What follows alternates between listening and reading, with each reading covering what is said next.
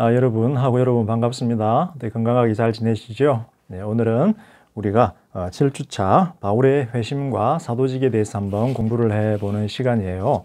그런데 먼저 강의를 나가기에 앞서서 공지사항이 하나가 있는데 이 다음 주 8주차가 될 때에 중간고사를 간략하게 보려고 해요. 근데 걱정하지 마세요. 중간고사 이야기 나오니까 여러분들이 조금 긴장할 것 같은데 지금 기말고사 한 번만 보면 좀 공정성의 문제도 있고 비중이 조금 이렇게 분산이 돼야 되고, 그 다음에 또 여러분들도 그렇고 저도 그렇고 다 우리가 한번 잠깐 쉬면서 호흡을 가다듬어야 할 시점이기 때문에 상황이 지금 우리가 코로나 상황이 단기간에 끝날 수 있는 문제도 아니고, 그래서 중간고사를 보려고 하는데 테이크홈 이그잼으로 볼 거예요. 어떻게 볼 거냐면 제가 여태까지 우리가 다루었던 한 6주, 7주 정도 되는 내용 속에서 제가 주제를 여러분들에게 줄 거예요. 한 6개 정도를 뽑아서 주면 여러분들이 그 중에 한 2개, 3개 정도 제가 자세하게 쓰겠지만 2개 정도 뽑아서 2-3페이지 정도로 내용을 요약 정리하는 거예요. 그래서 한 30% 정도, 출석 20, 중간 30, 기말 50 정도로 해서 아마 좀 구성을 해야 되지 않을까 싶어서 중간고사를 30%짜리 테이크홈 이그잼으로 여러분들에게 제출을 하려고 해요. 그래서 이제 다음 주에 제가 다음 주 초에 중간고사 공지를 올릴 테니까 그 중에서 여러분들이 에세이 퀘스천 2개 선택해서 쓴 다음에 그 다음 주말 주일까지, 그러니까 한 2주 정도 여러분들이 시간이 있는 거죠. 그죠? 한 2주 정도 좀 정리를 해가지고 써내시면 될 것 같아요. 그래서 나중에 기말고사도 그와 연관돼서 쓰면 될 것 같고, 그래서 어쨌든 간에 중간고사 한 30% 정도로 해서 그렇게 여러분들에게 나갈 것으로 여러분들이 준비를 하고 좀 계시면 좋을 것 같고, 특별히 준비할 건 없어요. 여러분들이 수업 시간에 배우고 공부하고 제가 강의한 것들이기 때문에 그것들을 조금 더 심도 깊게 정리한다라고 생각을 하시면 될 것 같아요. 그리고 이번 학기는 상대평가가 아니고 절대평가로 점수가 매겨져요. 그 말은 무슨 말이냐면 90점 이상은 다 A이기 때문에 여러분들이 다 잘하면 여러분들이 다 A를 받을 수 있는 거예요. 그래서 저는 공정하게 여러분들에게 점수를 주겠지만 최대한 많은 여러분들이 성적을 잘 받게 되기를 제가 좀 기대를 해요. 자, 질문 있나요? 질문 있는 사람은 저에게 이메일을 하시거나 문자를 하거나 혹은 카톡이나 쪽지나 아무거나 해서 저에게 연락을 좀 해주시면 될 것 같아요. 자, 지금 이제 날씨도 좀 따뜻해져 오고 여러모로 봄이 이미 왔고 또 여름을 향하여 달려가려고 하는데 우리의 상황은 완전히 바뀌진 않았어요. 그죠? 자, 그렇지만 우리는 계속 전진해야 돼요. 오늘은 사도 바울의 회심과 사도직이라는 제목으로 여러분들하고 강의를 할 텐데, 첫 번째는 바울과 기독교, 두 번째는 바울의 생애, 그리고 세 번째는 회심 전후 바울 신학의 변화. 첫 번째 바울과 기독교, 두 번째 바울의 생애, 세 번째 회심 전후 바울 신학의 변화에 대해서 한번 여러분들하고 세 가지를 가지고 한번 나누어 보려고 해요. 자, 먼저 첫 번째, 기독교에 대해서 한번 생각을 해봐요. 기독교에 대해서. 자, 기독교. 예수님은 기독교라고 하는 종교를 창조하셨나요? 아니면 예수님은 이스라엘의 종교 유대교 내에서 이스라엘의 메시아로 등장하셨나요? 예, 예수님은 유대교를 버리고 새로운 종교인 기독교를 창조하신 분이 아니죠. 예수님은 이스라엘의 메시아로 등장을 하셨고, 내가 온 것은 무엇을 하기 위해서 왔다? 이 세상에 이 세상이 아니라 구약에 기록된 예언의 말씀들을 성취하러 왔다라고 예수님이 주장을 하세요. 그래서 누가복음 4장 16, 17, 18절에 보게 되면 예수님이 회당에서 처음 공생애를 시작하면서 자신의 첫 번째 설교를 전달을 하는데, 거기서 이사야서 61장 1절 2절을 인용하면서 이런 말씀을 하세요. 하나님의 영이 나에게 임하셨으니 내가 눈먼 자에게 보게 함을, 가난한 자에게 복음을, 갇힌 자에게 자유를, 해방된 자에게, 포로된 자에게 해방을 주려 왔다. 그리고 하나님의 은혜의 해가 너희들에게 선포되도록 하려 왔다. 그리고 무슨 말씀을 덧붙이시나요? 이 모든 예언의 말씀이 오늘 너희들의 귀에 성취되었다라고 말씀을 하세요. 그래서 예수님은 이 땅에 오신 것이 유대교를 대체할 새로운 종교 기독교를 만들러 오신 것이 아니라 이스라엘의 종교, 구약 성경의 하나님의 예언의 말씀을 성취하러 이 땅에 오신 거예요. 그리고 예수님은 12명의 제자를 선택을 했죠. 그래서 베드로부터 시작을 해서 야고보, 요한을 시작을 해서 12명, 12명은 이스라엘의 12지파를 상징을 하죠. 그래서 예수님은 이스라엘을 새롭게 회복을 하고 하나님의 나라, 하나님의 백성을 회복하는 것을 자신의 사역의 중심으로 삼으셨어요. 자, 그런데 1세기가 지나고 2세기가 지나서 교회사에서 보면 어떻게 되나요? 새로운 교회가 새로운 종교 기독교가 등장을 해버렸어요. 유대교와 전혀 구분이 되는 기독교. 그래서 이 기독교의 탄생에 무슨 일이 있었고 누가 이 기독교의 탄생에 기여했고 왜 기독교라고 하는 새로운 종교가 유대교와 분리돼서 존재하게 됐을까? 이런 질문들을 우리가 해볼 수가 있어요. 자, 먼저 지난 시간에 우리가 지난 시간이었나요? 사도행전 2장에서 우리가 배웠지만 예수님이 죽고 돌아가신 후에 오순절날 예루살렘에 성령이 내리죠. 오순절 사건이 발생을 합니다. 그의 결과로 무엇이 탄생하나요? 교회가 탄생을 해요. 교회가 탄생을 하는데 여전히 교회에는 예수님의 제자들이 유대인 출신 이방인들 함께 모여서 예배를 드렸지만 유대인들이 주류였어요. 그리고 자신들이 하나님의 백성 유대인들하고 구분된다라고 생각하지는 않고 날마다 그 사람들은 어디로 갔나요? 성전으로 갔어요. 여전히 성전으로 가서 하나님을 예배했고 베드로와 야고보는 율법을 지켰어요. 자, 그런데 교회의 시작부터 무언가 유대인들은 교회가 자기들과 다르다라는 생각을 가지기 시작했어요. 그 유대인들과 기존의 유대인들과 예수님의 제자 유대인들의 차이는 뭐냐면 메시아의 존재였어요. 기존의 유대인들은 메시아가 왔다라고 하는 것을 믿지 않았고 예수가 메시아다라고 하는 사실을 믿지 않았어요.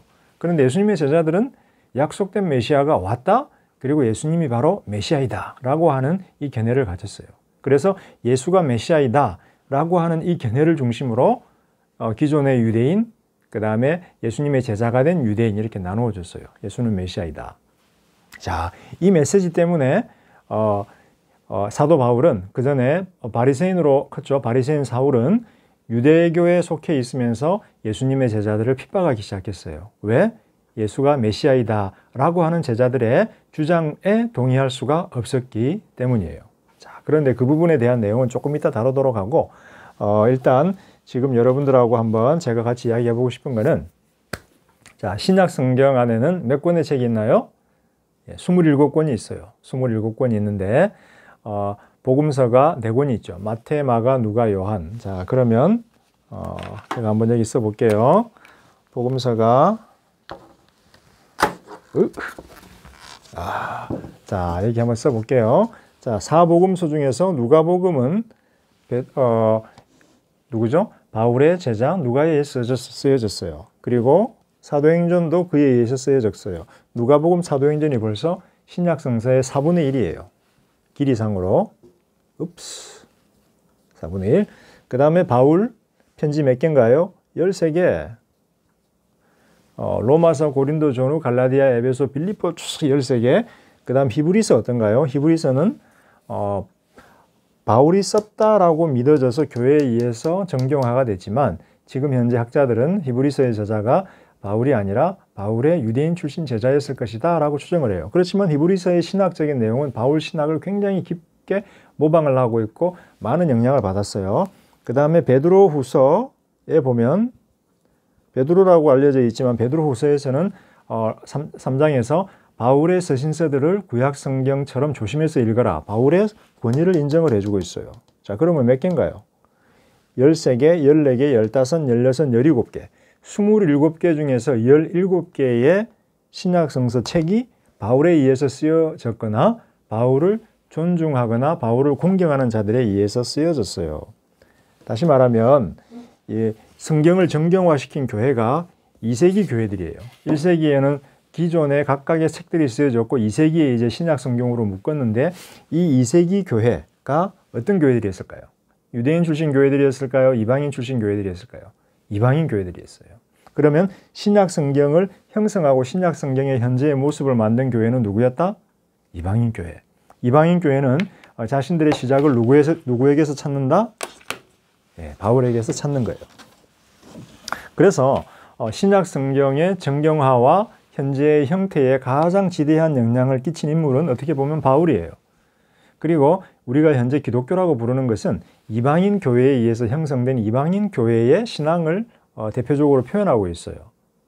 다시 말하면 신약 성경의 신학적인 기초는 바울을 통해서 왔다라고 하는 거예요. 바울. 그래서 바울이 그만큼 중요한 인물로 간주가 되고 있고, 어떻게 보면 기독교라고 하는 기독교의 시작이 바울에 의해서 시작이 되었다라고 봐도 무리가 없어요. 그러면 여기서 질문이 되죠. 그러면 예수님하고 기독교는 무슨 관계고 예수님하고 바울은 무슨 관계인가요? 자, 그런데 바울은 무엇을 했나요? 예수님은 사역을 보게 되면 팔레스타인 내부에서만 머물렀어요. 유대인들을 대상으로 사역을 했죠.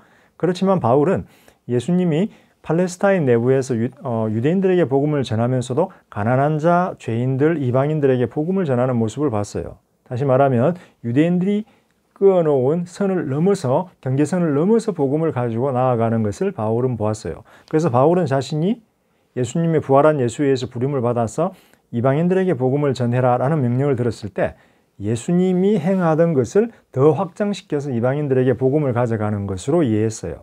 다시 말하면 바울은 자기가 예수님과 충돌되는 어떤 일을 하거나 예수님의 가르침과 대치되는 어떤 그런 복음 사역을 행하는 것이 아니라 예수님이 했던 것을 확장해서, 즉 예수님이 어떤 그런 유대인 바운더리를 넘어서 복음을 유대인이 아닌 사람들에게 전달하던 것을 더 확장해서 이방인 사회에 행하는 것으로 이해를 했어요. 그런 면에서 기독교의 어떤 그런 신학적인 뿌리는 바울로 가지만 바울은 예수의 복음을 이방인들에게 전하는 것을 주요 목적으로 삼은 사도이기 때문에 결국 기독교의 뿌리는 또 이렇게 예수님에게로 돌아가게 돼 있는 거예요. 어쨌든 간에 기독교에 그럼에도 불구하고 예수가 기독교의 어떤 그런 근본적인 기초를 이루고 있다면 바울은 그 예수의 복음을 이방 사회에 소개한 자이기 때문에 어떻게 보면 기독교의 시작과 형성에 가장 큰 영향을 미친 인물은 우리가 사도 바울이라고 볼 수가 있어요. 여러분도 그렇고 저도 그렇고 우리는 이방인 교회를 통해서 복음을 전달받은 사람들이고 신약 성경을 믿고 신앙생활을 하고 있는데 이방인 교회, 2세기 이방인 교회들에 의해서 형성된 신약 성경을 우리가 정경으로 받아들이고 있어요. 우리도 이방인이고. 그래서 바울은 사실상 우리가 믿고 속해 있는 기독교에 어떤 시작에서 결정적인 영향을 미친 인물이다라고 우리가 그렇게 결론을 내릴 수가 있을 것 같아요. 자, 이제 제가 제 책에 신약주의 책에 지금 10장 내용을 지금 강의를 하고 있는데 321페이지에 제가 결론을 내린 것을 한번 여러분들에게 읽어주고 바울의 생애로 넘어가도록 하겠습니다. 결론적으로 바울은 과거 유대인들이 굳게 믿고 붙들고 있었던 하나님의 선택된 백성이라는 선민 사상을 뛰어넘어 이방인들도 유대인들과 동일하게 오직 예수 그리스도를 믿는 믿음을 통해서 율법의 조건 없이 하나님의 백성이 될 수 있다고 주장하였다. 이로써 언약 바깥에 거하던 이방인들에게 하나님의 백성이 될 수 있는 길이 열렸고 유대 땅에서 시작한 예수 운동은 유대 땅 넘어 온 세상으로 향하는 우주적인 현상이 되었다. 그러니까 예수님으로부터 시작된 유대교 내에서의 메시아적 갱신 운동이 바울을 통해서 온 세상으로 퍼져갔다라는 거예요. 그래서 유대 종교에 머물러 있던 초기 예수 메시아 운동이 이제 헬라 말을 통해서 헬라 언어로 바울에 의해서 온 세상으로 퍼져가는 우주적인 현상이 되었다라고 이야기를 할 수가 있을 것 같아요. 자, 이제 바울의 생애에 대해서 한번 알아보려고 하는데 바울은 자신의 생애에 대해서 별로 이야기를 많이 하지 않아요. 우리들은 우리 자신들에 대해서 이야기하는 걸 좋아하고 남들이 우리에 대해서 알아주고 관심 가져주기를 되게 바라요. 그래서 여러분도 그렇고 저도 그렇고 우리 자신들에 대해서 말하기를 남들이 우리에 대해서 관심을 가져주기를 기본적으로 바라요. 그런데 바울의 편지를 읽어보면 자신에 대한 이야기를 많이 하지 않고 주로 자신의 교회들에 대한 이야기를 바울은 많이 해요. 그런데 두 군데서 딱 바울 서신서에서 두 본문에서 바울은 자신에 대한 이야기를 하고 있어요. 하나는 갈라디아서 1장이고 또 하나는 빌립보서 3장이에요. 그래서 갈라디아서 1장하고 빌립보서 3장을 우리가 읽어보면 바울은 자신의 생애를 3단계로 구분하고 있음을 알 수가 있어요. 첫 번째 단계는 뭐냐면 바울의 첫 번째 인생의 단계는 회심하기 전 바리새인으로 훈련을 받았던 사울로서의 삶이었어요. 바리새인 사울의 삶. 두 번째는 이 바리새인 사울은 교회를 핍박했어요. 두 번째는 다메섹으로 가는 길에 부활하신 예수를 만나고 회심하고 이방인 사도로서의 소명을 받은 사건이에요. 두 번째. 세 번째는 뭐냐면 이제 회심 후 이방인의 사도로 부름을 받아서 이방인들에게 복음을 전하는 사도 바울의 삶이에요. 바리새인 사울의 삶, 예수님 만난 삶, 회심, 그 다음 소명, 세 번째는 이방인들의 사도로서의 삶. 이 세 가지 생애로 바울의 생애가 구분이 되고 있어요. 자, 먼저 우리는 첫 번째 단계에 대해서 한번 보고 싶은데 여러분, 자, 저와 함께 빌립보서 3장을 한번 펴보세요. 성경 가지고 왔죠? 여러분, 빌립보서 3장을 한번 펴봐서 3장 4절부터 한번 갈 거예요. 3장 4절. 3장 4절에서 10절까지가 있는데 여러분들이 이 비디오를 잠깐 멈추고 빌립보서 3장 4절에서 10절까지를 한번 읽어보세요. 자, 읽었죠? 자, 읽었으면은 저랑 한번 가만히 보면 일단 빌립보서에서 바울은 4절에서 자신의 과거 삶에 대해서, 모습에 대해서 좀 전달을 해주고 있는데, 정보를 주고 있는데, 첫 번째 4절에 보면 바울이 자신의 육체에 대해서 신뢰할 만하다, 뭔가 나는 자신에 대해서 자랑할 만하다라고 이야기를 하고 있는 것을 봐요. 자, 왜 바울은 자신의 육체에 대해서 자랑을 할까? 5절의 첫 번째, 8일 만에 할례를 받고 이스라엘의 족속이다 라는 거예요. 8일 만에 할례를 받고 이스라엘의 족속이다. 왜 할례를 8일째 되는 날 받을까요? 자, 먼저 할례는 뭘까요? 할례는 외형적인 모습으로 봤을 때는 여러분들이 알고 있는 포경수술하고 유사해요. 남성 성기의 일부분을 칼로 잘라내는 거예요. 칼로 잘라내는 건데, 그런데 유대인들에게 할례는 굉장히 중요해요. 왜냐하면 하나님이 아브라함을 부르고 아브라함과 언약을 맺고 아브라함의 자손들을 자신의 백성으로 삼고 아브라함이 하나님을 하나님으로 삼는 그 아브라함의 언약의 증거로서 할례를 제정을 했어요. 그래서 아브라함의 모든 자손들은 하나님의 백성이 되기 위해서 할례를 자신들의 몸에 행해야 했어요. 그럼 여기 질문이 들어가죠. 여자들은 어떻게 해요? 여자들은 할례를 받은 아버지를 통해서 할례에 언약적으로 동참하게 돼요. 부족 단위였으니까 아버지가 있으면 아버지 안에 모든 가족이 포함이 되잖아요. 그죠? 그래서 할례 받은 아버지를 통해서 딸은 할례의 언약적인 관계 속으로 들어가게 되는 거예요. 자, 그 다음에 그런데 할례를 왜 8일째 되던 날에 할례를 행했냐면 안식일 날 태어나는 친구들은 어떻게 해요? 안식일 날 태어난 친구들은. 그죠? 모든 사람이 할례를 받기 전에 첫 번째 안식일을 지내야 된다라고 생각을 했어요. 그래서 아이들이 한번 안식일을 지내기 위해서는 7일이라고 하는 시간이 흘러가야 되잖아요. 저희도 지금 마스크 오브제를 하는데 일주일에 한 번 살 수 있잖아요. 그래서 일주일에 한 번 안식일을 지내고 그 다음에 두 번째 주에 이제 할례를 받는 거예요. 그래서 8일째 되는 날 할례를 받았던 거예요. 즉 바울은 자신이 할례를 받았다. 즉 나는 누구다? 아브라함의 자손이다. 아브라함의 자손의 의미는 뭔가요? 하나님의 백성, 즉 이스라엘이다라는 거예요. 이스라엘 족속. 이스라엘 족속이다라고 하는 말이 바로 나는 아브라함의 자손으로서 하나님의 백성이다라고 하는 걸 주장을 하는 거예요. 그런데 여기서 그치지를 않고 바울은 5절에서 나는 베냐민 지파다라고 이야기를 해요. 베냐민 지파다. 베냐민 지파는 왜 중요할까요? 왜 바울은 내가 베냐민 지파다라고 하는 사실에 대해서 자랑스럽게 이야기를 할까요? 자, 베냐민 지파는 요셉의 12명의 자녀들 중에서 약속의 땅 가나안 땅에서 태어난 자손이에요. 그리고 지파는 작았어요. 굉장히 작았는데 사울 이후에 다윗 이후에 이스라엘이 갈라져요. 두 개로 갈라져서 북이스라엘, 남유다로 두 개로 갈라지는데, 남북으로 갈라지는데 북이스라엘, 남유다로 갈라지는데 남유다는 유다 지파 출신의 자손들만 왕으로 섬기겠다라고 하는 유다 지파 중심으로 형성된 국가예요. 북이스라엘은 10지파가 나머지 10지파가 유다 지파에 반발해서 우리는 따로 나라를 세울 거야 하고 북이스라엘을 세웠어요. 그런데 한 지파, 베냐민 지파는 북이스라엘로 가지 않고 유다 지파랑 붙어서 남유다를 형성을 하게 돼요. 즉 유다 지파의 끝까지 충성을 하게 돼요. 그리고 이스라엘의 첫 번째 왕 사울, 무슨 지파 출신일까요? 예, 베냐민 지파 출신이에요.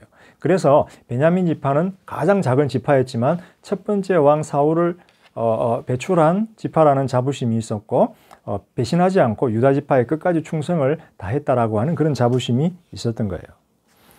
그런데 바울은 자신이 베냐민 지파인 동시에 히브리인 중에 히브리인이다 라고 이렇게 이야기를 해요. 이게 무슨 말일까요? 히브리인 중에 히브리인이다. 이거는 히브리 표현 최상급이에요. 히브리인 중에 히브리라는 말은 히브리인 중에 최상급인데 예를 들어서 가장 예쁜 여자라고 하는 말을 히브리 말로 한다 그러면 여자 중에 여자들 이렇게 표현해요. 여자들 중에 여자 이렇게 표현해요. 가장 용맹한 남자하면 남자들 중에 남자. 우리는 그냥 그는 진짜 남자다운 찐 남자, 찐 우정, 찐이라는 말을 요즘 이제 여러분들이 쓰잖아요. 찐. 그래서 히브리인 중에 히브리인이다라는 말은 최고의 히브리인이다, 즉 찐 히브리인이다 라고 생각을 하시면 될 것 같아요. 근데 히브리인이라는 말은 뭘까요? 이스라엘이라는 말과 다를까요? 히브리인이라고 하는 단어는 특별히 유대인들 중에서 본토에서 태어나지 않고 이방 땅에서, 이방인들의 땅에서 태어난 유대인들이 이방인의 풍습을 따르지 않고 유대인들의 풍습을 따라 살아가는 사람들을 일컬어 스스로를 히브리인이라고 이야기했어요. 즉 나는 유대 땅이 아니라 이방 땅에서 태어났지만 유대인들의 풍습과 어떤 그런 전통을 따라 살아갈 거야 라고 하는 사람이 히브리인이라는 거예요. 그런 히브리인 중에서도 바울은 내가 진짜 찐 히브리인이다 라고 이야기를 하는 거예요. 그 다음에 또 하나를 바울은 이야기를 하는데 율법으로 나는 바리새인이다. 율법으로는 바리새인이다. 자, 바리새인 하면 우리는 부정적인 생각을 가지고 있어요. 바리새인들 나쁜 사람들이잖아. 외식하는 사람들이고 맨날 예수님하고 싸운 사람들이고 예수님 반박한 사람들이잖아 라고 우리는 생각을 하는데 원래 바리새인들은 종교 지도자였어요. 율법을 공부하고 가르치는 율법학자들인데 평신도들에게 굉장히 인기가 있는 종교 지도자들이었어요. 왜냐하면 그 당시에 성전을 다스리던 제사장들, 그 다음에 사두개인들은 높은 관리들이었는데 백성들을 좀 핍박하거나 압박하거나 갑질을 하는 사람들로 인식이 됐기 때문에 유대인들이 별로 좋아하지 않았어요. 근데 바리새인들은 평신도, 평민이었지만 성경을 공부해서 성경을 가르치고 성경을 따라 의롭게 살려고 하는 사람들이었기 때문에 선생으로서 굉장히 존경을 받았어요. 그래서 바리새인은 자기가 이야기해요. 율법으로는 나는 바리새인이다. 뭐예요? 율법을 가르치고 연구하는 나는 바리새인 학자였다. 그리고 율법을 따라 살려고 의롭게 살려고 했던 사람이다 라고 이야기를 하는 거예요. 그런데 6절에 보면 재미있는 현상이 나와요. 6절에 보면 재미있는 현상이 나오는데 그게 뭐냐면 내가 열심으로는 교회를 박해하고 율법의 의로는 흠이 없는 자였다라는 말을 해요. 율법의 의로는 흠이 없었다라는 거예요. 완벽하게 하나님 앞에서 율법을 따라 살려고 자기는 노력했다라는 거예요. 그런데 앞에서 열심으로는 교회를 핍박했다라고 이야기를 나와요. 자, 이 표현이 굉장히 재밌어요. 바울은 자기가 바리새인으로 살아갈 때 하나님 앞에서 의로운 자가 되기 위해서는 교회를 핍박해야 된다라고 생각을 했어요. 왜? 교회는 불의한 자들의 모임이다라고 생각을 했기 때문에 팔레스타인 땅에서 이 불의한 교회를 제거해야 자기도 의로워지고 팔레스타인도 의로워지고 유대교도 의로워진다라고 생각을 했어요. 왜 바울은 이 교회가 불의한 자들의 집단이다라고 생각을 했을까요? 왜 바울은 이 불의한 자들의 집단인 교회를 제거해야 된다라고 생각을 했을까요? 그것은 바로 교회가 예수가 메시아이다, 예수가 약속된 하나님의 메시아이다라고 주장을 했기 때문이에요. 예수는 누구인가요? 십자가에 달려서 처형을 당한 사람이었어요. 십자가에 달려서 처형당한다는 것은 종이나 노예나 반역자와 같은 최악의 범죄자들이 당했던 처형이 바로 십자가형이었어요. 다시 말하면 예수가 메시아이다 라고 주장을 하는 것은 십자가에서 처형당한 범죄자 예수가 하나님이 기름 부음 받은 하나님의 선택한 자이다 라고 주장을 하는 거예요.